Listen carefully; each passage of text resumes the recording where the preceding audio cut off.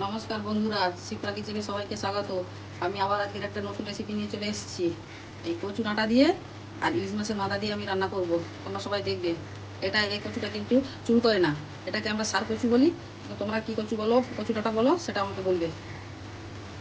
এবার আমি এগুলোকে একটু সিদ্ধ করে নেব, একটু সিদ্ধ করে নেব।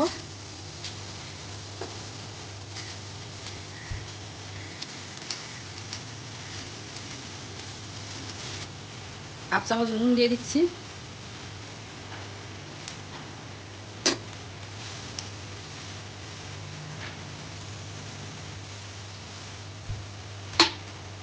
দিয়ে আমি চাপা দিয়ে দিচ্ছি। আর আমি ঢাকা দিয়ে দেখছি সেদ্ধ হয়ে গেছে। এবার আমি ঢেলে নিচ্ছি। এবার আমি কড়াইতে তেল দিচ্ছি।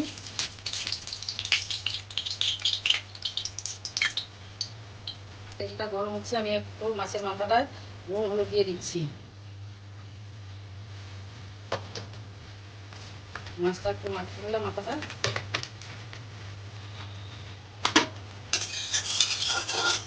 এবার আমি মাছের মাথাটা ভেজে নিচ্ছি।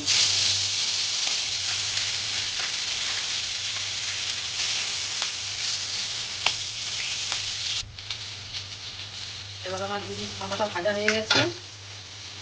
এবার আমি একটু ভেঙে ভেঙে দেবো।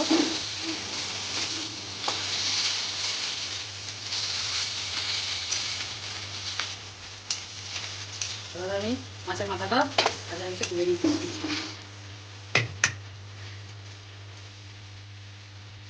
ওই কড়াইতে আমি তেল দিচ্ছি।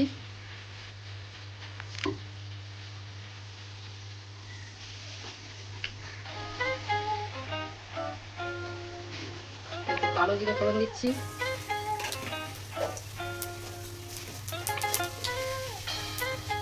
আর এই সাদা জিরে একটু ফোড়ন দিচ্ছি।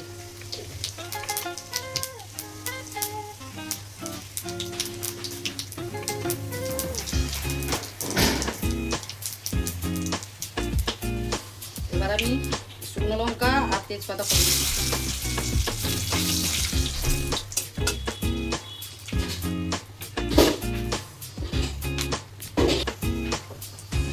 একটু জিরা আদা বাটা দিয়ে দিচ্ছি।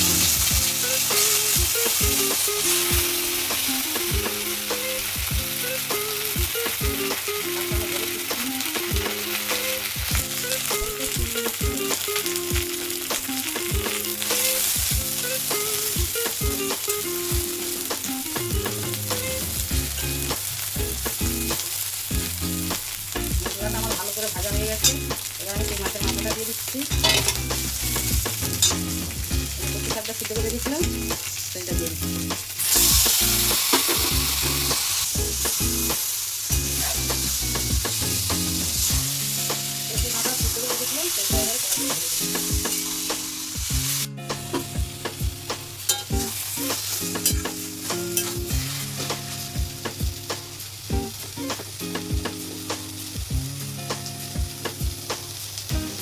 এবার আমি একটু চিনি দিয়ে দিচ্ছি।